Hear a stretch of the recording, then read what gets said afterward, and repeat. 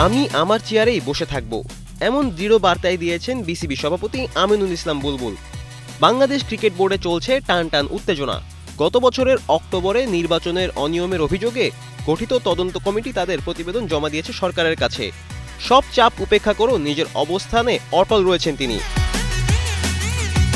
এর মধ্যেই বোর্ডে একের পর এক পদত্যাগ। মাত্র 2 দিনে সরে দাঁড়িয়েছেন 4 পরিচালক, আর জানুয়ারি থেকে সংখ্যা দাঁড়িয়েছে 6। চাপ বাড়ছে ক্রীড়া মন্ত্রণালয়ের পক্ষ থেকেও। প্রশ্ন উঠেছে নির্বাচনের বৈধতা নিয়ে, এমনকি টি-20 বিশ্বকাপে বাংলাদেশের অনুপস্থিতিও আলোচনায়।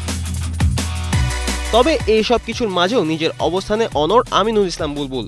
তিনি বলেন, আমি শেষ ব্যক্তি হব যে এই চেয়ার ছাড়বে। টানা 7ম মতো বেস্ট টিস্যু পেপার ব্র্যান্ড হিসেবে স্বীকৃতি পেয়েছে বসুন্ধরা টিস্যু।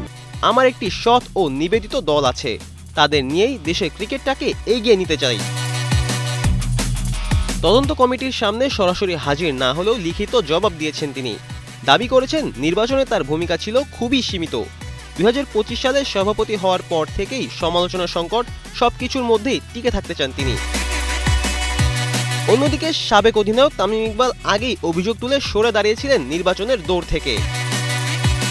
প্রশ্ন এখন একটাই, চেয়ার কি ধরে রাখতে পারবেন আমিনুল, নাকি সামনে অপেক্ষা করছে নতুন মোড়? ফারদিন রেজা, কালের কণ্ঠ।